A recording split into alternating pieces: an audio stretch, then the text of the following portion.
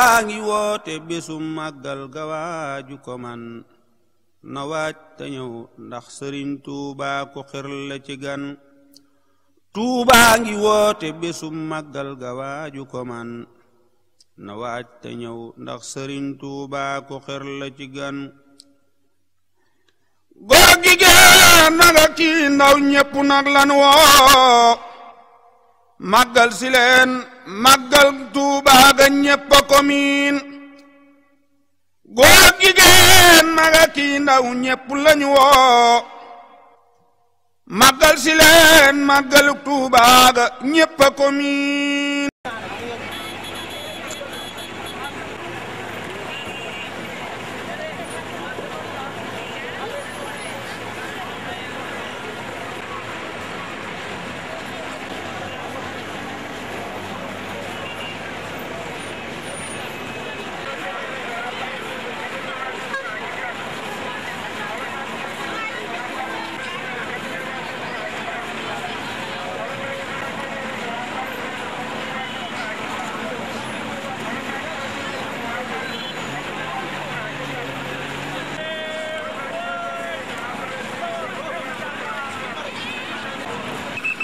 Gueye laa tudd quoi. Matar Gueye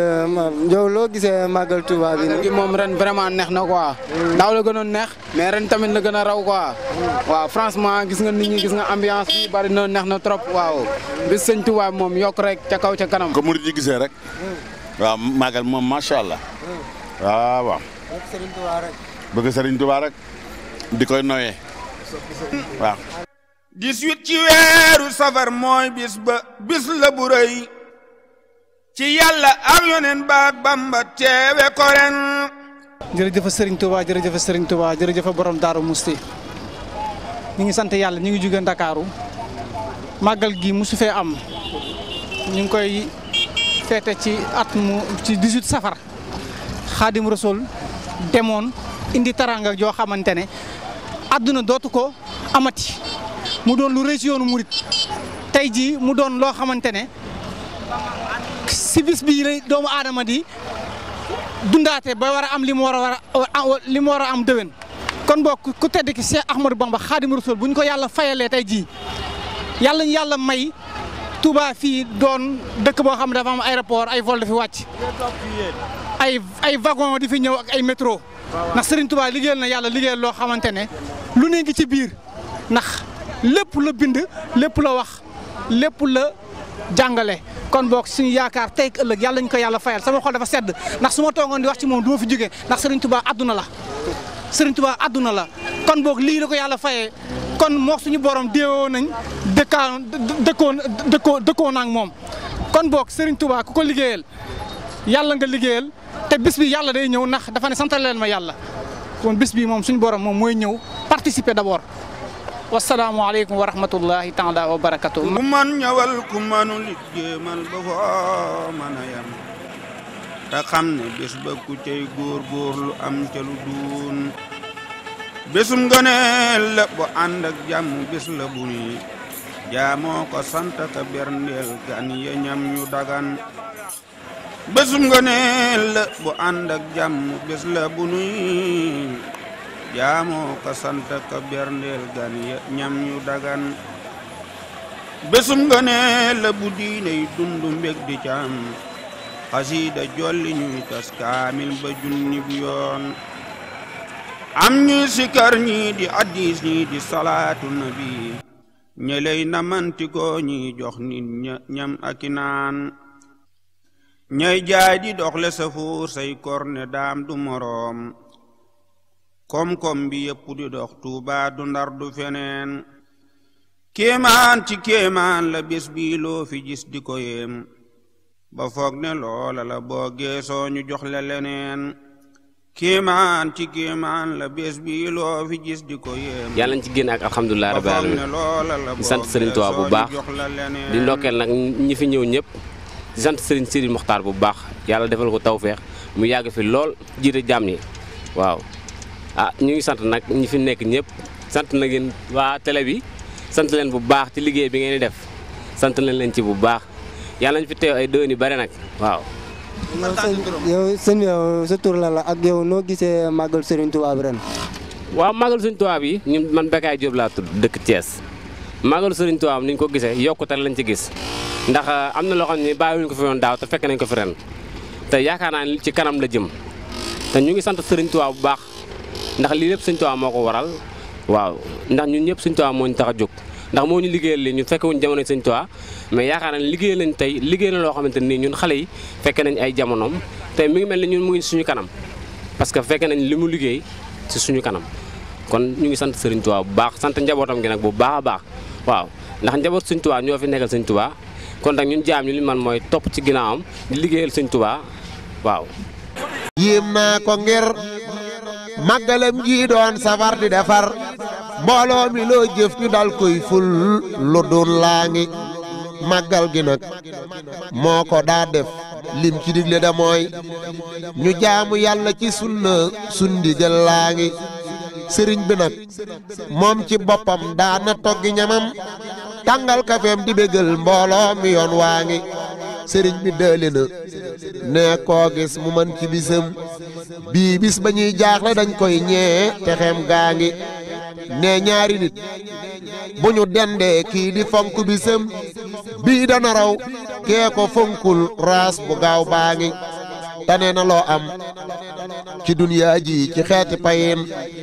ëllëg di lay raw bu leen koy ñeeblu muur maa ngi sëriñ bi xam na ba xammee aljanaa ki yëfam loo bëgg gis saw na xar dem wóor gu rëy gaa ngi teewul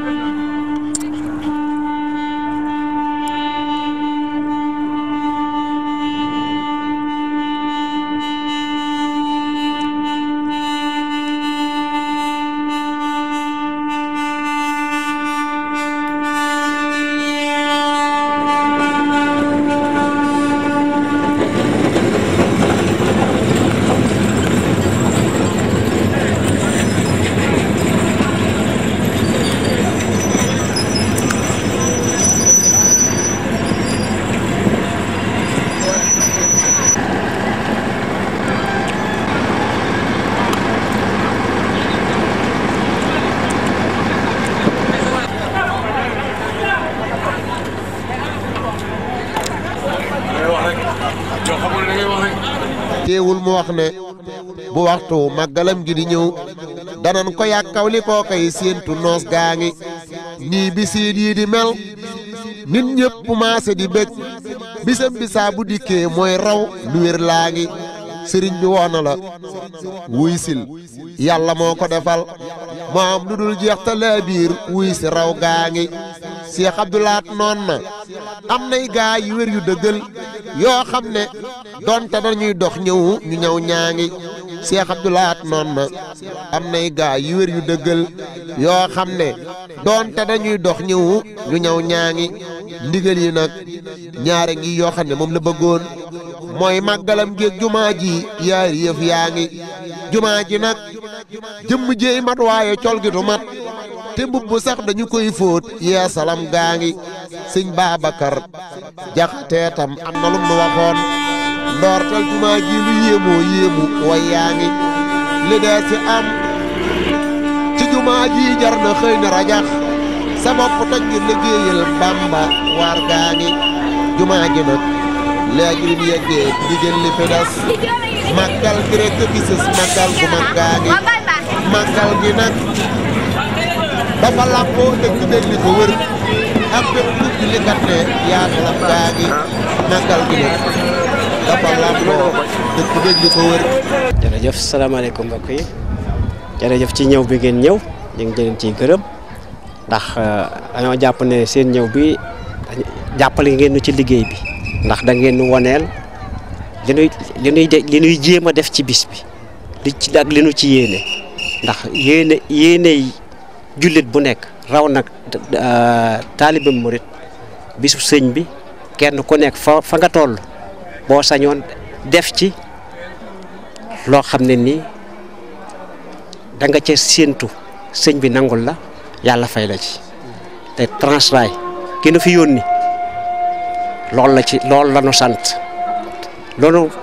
lu war a mën a jekkal bis bi taaral ko nan ko def da nga cey jéem nag lañ nu sant na nga cey jéem lan ca man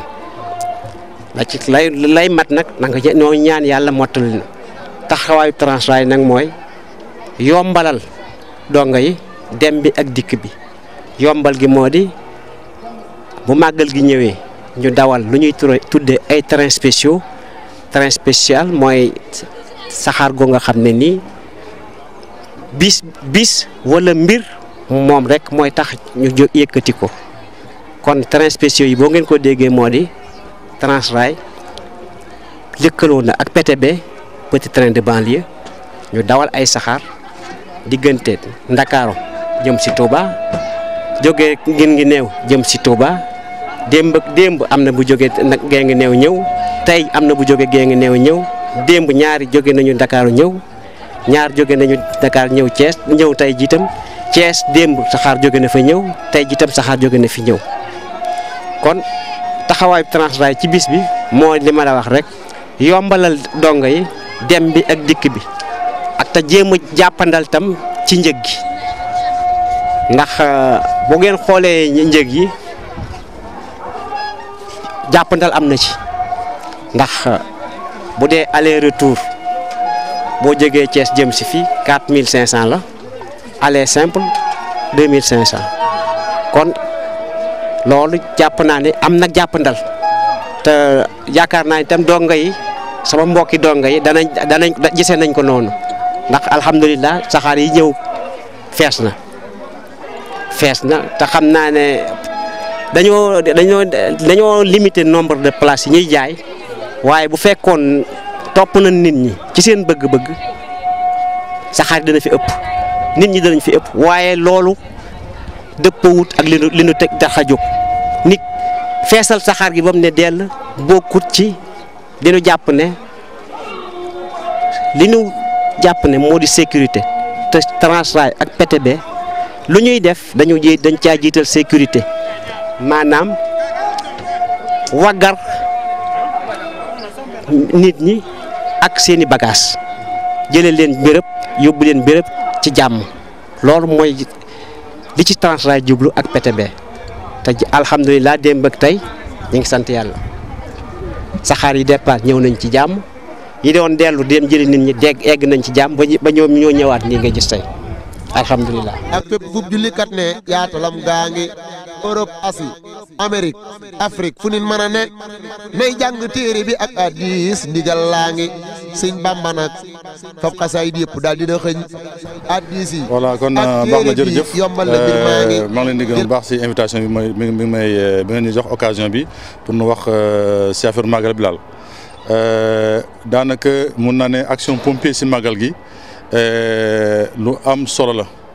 parce que xam nga màggal gi ñëpp xam nañ que événement bu mag la si Sénégal mun naan sax nu Sénégal rek parce que mun naa si sous région bi day rassembler ay nit ñu bëri ñoo xam ne fépp la ñu jógee wax ma waa Touba rek wax ma waa Sénégal mais yeneen dëkk yi nekk peut-être bitim yëpp dañu fi ñëw te rassemblement boobu aussi dafa ne day créer ay risques maanaam nit ñi dañuy déplacé wu. ay oto ñooy déplacé wu ay saret ñooy déplacé ay moto ñooy déplacé wu loolu yëpp ay risque la te it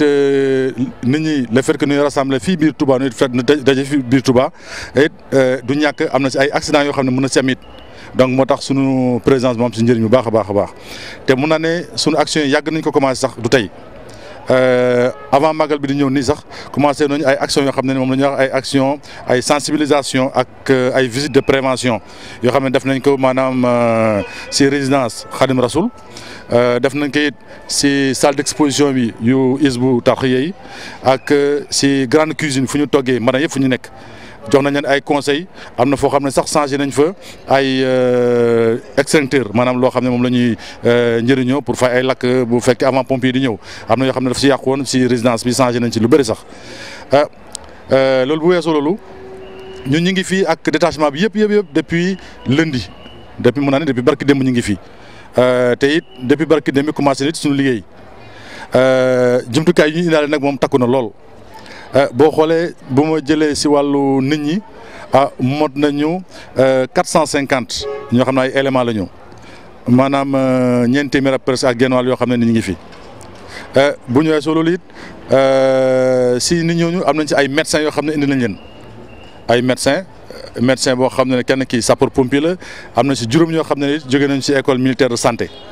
ñoom ñoo yéeg si ambulance yi sax boo xoolee ambulance boo xam ne bu jógee fii si camp bi nga nekk nii di dem intervention am na si ay médecins yoo xam ne ñu ngi si loolu yëpp pour lan la pour que boo amee accident bu am nit ay gaañu ñooñu mën lañu jël lu mu gën a gaaw avant même nu koy yóbbu nu egg hôpital donc prise en charge boobu la ñu def jox doole daal ba nga xam ne que dinañ mën a jël en charge avant ñuy egg hôpital. si wàllu yeneen jumtukaay yi maanaam oto yi indi si loo xam ne mat na 61 véhicules et engins maanaam juróom-benn fukk ak benn yoo xam ne ay oto yoo xam ne dañuy fay lakk ay ambulance ay oto yoo xam ne it moom la ñuy wax ay grue oto yoo xam ne bu fekkee dafa am ay oto yu nekk si accidenté nekk si yoon gi empêché oto yi di déplacé wu dañ leen di jël oto yi moo ñëw jël oto yi kii dindi leen si yoon yi pour au moins circulation mën a libre donc yooyu moom tamit boo leen xoolee accès def nañ ko si loolu it mun naa ne si ñaari échelon lañ leen teg maanaam premier échelon bi lu ñuy wax premier échelon maanaam mooy jumtukaay yi ñu def yëpp fii biir Touba ak li ko wër boo xoolee boo demee si wetu jumaa ji ba kër sëriñ gi xalif général bi nga dem si maanaam yoon boo xam ne moom mooy ceinturé moo wër Touba yëpp am na ci ay jumtukaay pourquoi ñu def loolu parce que xam nañu màggaay si màggal gi ñëpp bu ñu ñëwee day xat te aussi oto yi pour nu mun a bouger aussi day xat moo tax nu jël moyens yëpp jumtukaay yëpp def ko si point yëpp nga xam ne bu amee dara rek sapeur nañu mun a ñëw wàllu nu mu gën a gaaw bu ñu weesoo loolu it moom mooy premier échelon deuxième échelon bi nag léegi moom mooy jumtukaay yoo xam ne dañ leen bàyyi si tali yoo xam ne ak mun naa ne les grands axes routiers maanaam yoon yëpp yoo xam ne pèlerin yi moom lu ñu jël pour ñëw fii Touba maanaam ñii di jógee Dakar di ñëw ñii di jógee Tambacounda di ñëw ñii di jógee Ndar di ñëw ñii di jógee Kaolack di ñëw boo leen xoolee yoon yëpp am nañ fa ay ambulance ak ay yeneen oto yoo xam ne bàyyi nañ ko si yoon gi foo dem rek mun naa ne boo defee 20 kilomètres bu nekk di nga tas ak benn ambulance loolu it parce que xam nañu màggal gi malheureusement day am ay accident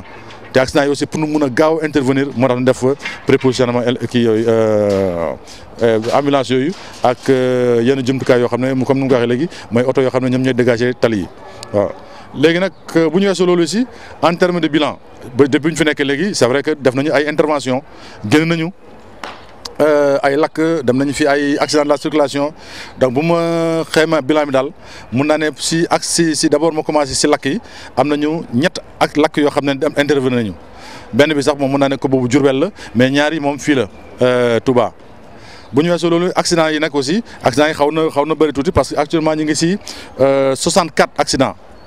64 accidents yi mooy juróom-benn fukk ak ñeent yoo xam ne génn nañu pour accident de circulation si loolu aussi malheureusement am na si fukk yoo xam ne faatu nañ si ñàkk nañ seen bakkan loolu bëri na nag wax dëgg yàlla bëri na parce que bu ñu xoolee daaw si nëgëm si lu ñu def si accident maanaam 56 accident la juróom fukk ak juróom-benn accident mais ñii faatu mat na juróom-ñaari nit yoo xam ne ñoo ñàkkoon seen bakkan daaw mais ren nag egg na ba fukk kon ce qui veut dire que wax dëgg la bëri na voilà donc si bu ñu jëlee wala lakk yi aussi mun naa ne daaw si moment bi aussi ñett lakk la ñu amoon ñoo biti ren moom tamit ñett lakk la ñu amoon aussi voilà mais bu ñu weesoo loolu si moom tamit si affaire intervention yi am na yeneen mission yoo xam ne ñu ngi koy def fii biir Touba parce que am nañu fii aussi benn poste de santé bu nekk ci biir camp bi fi mooy PC bi ñuy def ay consultation gratuite maanaam population yi dañuy ñëw def ay consultation kenn du fay dara ñu traité la jox la ay garab nga dem loolu yëpp si seen action la bokk te loolu mun naa ne pour le moment am nañ ci ay 65 yoo xam ne ñëw nañ fi te 65 sax démb lañ ko arrêté mais ba tey am na ñu yaa ngi continuer di ñëw ci biir si dispensaire ba léegi donc bu weesoo loolu aussi am na ñu ngi participer aussi si ravitaillement en eau yi ñu ngi dimbali waa hydraulique ñi nga xam ne ñoom ñooy joxe ndox si dëkk bi ak camion citerne yi am nañu ay éléments yoo xam ne ñoom tamit ñu ngi si réservoir au sol yi ñoom ñooy maanaam ñoom ñuy duy camions yi bu fekkee amuñu ndox voilà ñu di camion pour camion yi ñëw dugg si dëkk bi joxe ndox mi voilà maanaam suñu mission daal pour le Mali la te fu mu nekk nii actuellement pare nañu lépp ngi seen place léegi pour continuer mission bi boo amee daal ñu ngi si daal ba léegi fu mu nekk nii jërëjëf Voilà, donc merci beaucoup. Je suis donc le lieutenant-colonel Maye Konaté, je suis le chef du détachement du Magal, des sapeurs-pompiers engagés dans le Magal, et en même temps je suis le commandant du groupement d'incendie de secours numéro 2. Voilà, donc concernant le Magal, vous savez que, comme je l'ai dit tantôt, le Magal est un événement important et qui est inscrit dans le calendrier des activités majeures de l'État. C'est un événement qui draine beaucoup de monde, qui engendre beaucoup de risques. Parce que à peu près à 3 millions de personnes en fait, qui viennent se rencontrer ici au niveau de Touba, avec tout ce qui concerne les risques de déplacement, les risques liés aux activités menées même à Touba, donc impose notre présence ici à Touba. Et c'est pour cela qu'avant même le Magal de Touba, il y a eu des actions que nous avons entreprises. En commençant d'abord par des actions de sensibilisation au niveau des points de cuisson. Donc sensibilisation des populations par rapport au risque d'accident, au risque d'incendie aussi. Nous avons aussi procédé à des visites de prévention, ce qu'on appelle généralement des visites de sécurité aussi, au niveau de la résidence Khadim Rassoul, au niveau de la salle d'exposition des Hizbut Tarqiyyah. Donc là, ça nous a permis de changer un peu les quelques moyens de secours, et plus précisément les extincteurs. Il y a des extincteurs qui ont été changés au niveau donc, de la résidence Khadim Rassoul. Maintenant, par rapport au détachement, nous sommes là depuis avant-hier, le lundi 8, le haut matin. Nous avons démarré donc nos activités. Et en termes de moyens engagés déjà, nous sommes à 450 sapeurs et gradés sapeurs, donc des pompiers qui sont là. Sur ça, nous avons parmi ces personnels-là des médecins. Voilà, donc nous avons un médecin de la brigade de sapeurs-pompiers ici et 5 médecins qui nous sont venus de l'école militaire de santé. En plus de ça, maintenant, en termes de moyens matériels, nous avons engagé 61 véhicules et engins. Donc quand je dis 61 véhicules et engins, donc y compris tout ce qui est ambulance, tout ce qui est véhicules d'incendie, donc tout ce qui est des véhicules de levage, donc pour vraiment dégager les routes des véhicules qui sont accidentés ou bien des véhicules qui encombrent la voie publique. Maintenant, tout ce dispositif a été prépositionné à 2 échelons. Un premier échelon qui consiste à mettre en place des moyens dans Touba, dans la ville de Touba, et c'est d'abord immédiat. Bon, tout le monde sait qu'avec le Magal, la circulation est très difficile, la mobilité est difficile aussi. Et pour amener les secours au plus près des populations, nous avons mis les moyens dans Touba, un peu partout. Et surtout au niveau de la route qui ceinture la ville de Touba, donc au niveau des sorties. Si vous constatez bien, je donne comme exemple au niveau donc, de la route de Dara, la route de Darumoussi, la route de Guédé, tout ça, si vous voulez, vous allez trouver des moyens aussi bien de lutte contre les incendies que d'ambulance. Maintenant, au niveau, à l'intérieur, par exemple, chez le Khalif général des Mourides, nous avons mis des moyens aussi secours à victimes comme ambulance et engins d'incendie, en même temps une vingtaine d'éléments donc prêts à secourir. Maintenant, il y a le deuxième échelon qui consiste à mettre des moyens au niveau des axes, les grands axes qui mènent à Touba. Les gens qui quittent Dakar, par exemple, verront des moyens prépositionnés au niveau de Diamniadio, par exemple, au niveau de Pout, au niveau de Thiès, au niveau de Khombol, au niveau de Bambey, Diourbel, Ndoulo et jusqu'à Mbaké. Pour les gens qui viennent de Saint-Louis, par exemple, ou bien les Dakarois qui voudraient prendre la route nationale 2, ils verront donc des moyens au niveau de Méré, au niveau donc de Kébémer, au niveau aussi de Sagata et au niveau de Darmoussi. Donc pour les gens qui viennent donc de Tambacounda, c'est à Kaffrine et à Ambar. Pour les gens qui viennent de Kaolack maintenant, donc il y a les moyens qui sont prépositionnés à Gossas. Donc voilà globalement donc, le dispositif que nous avons mis en place. Maintenant en termes de bilan, comme je vous ai dit tantôt, nous sommes là depuis le lundi 8. Nous avons commencé nos activités. Et sur ce, pour le moment nous sommes pour les accidents de circulation, nous sommes à 64 accidents de circulation. 64 accidents et nous avons dénombré 243 victimes. Malheureusement, avec 10 corps sans vie, c'est-à-dire que 10 personnes qui sont décédées lors de ces accidents. Donc c'est un peu costaud, effectivement, par rapport à l'année dernière, parce que l'année dernière, à ce moment, nous, on était à 56 sorties et nous avons enregistré 7 corps sans vie, 7 décédés lors de ces accidents. Donc maintenant, pour les incendies, pour le moment nous sommes à 3 cas d'incendie. Il y a un incendie donc, qui a été déclaré donc, à Diourbel. Les 2 autres c'est ici au niveau de Touba. Maintenant, il y a d'autres activités annexes que nous menons, ce qu'on appelle nous des missions conjoncturelles. C'est d'abord les consultations que nous menons ici au niveau du PC. Nous avons un poste de santé ici à côté et les populations viennent pour bénéficier d'une consultation, de consultation gratuite. Et pour le moment, à ce jour, nous sommes, depuis hier, arrêté hier, nous étions à 65. Donc on attend actuellement donc,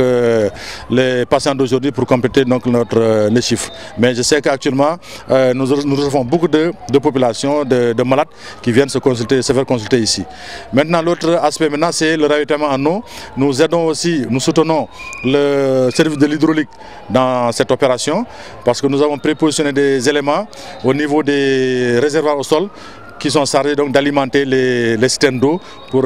qu'ils soient acheminés auprès des populations pour le ravitaillement en eau. Donc vraiment globalement, c'est ce que nous avons donc comme activité pour ce grand magal de Touba. Pour le moment, actuellement, tous les moyens sont prêts, le dispositif est prêt aussi et les activités vont continuer jusqu'après le magal. On est là jusqu'au dimanche, le détachement, jusqu'à ce que tout le monde rentre vraiment en sécurité. yoolub ku wàcce limub kaamil lu wér laa ngi koo xam ne nag alxuraanam kat da koo jafe lool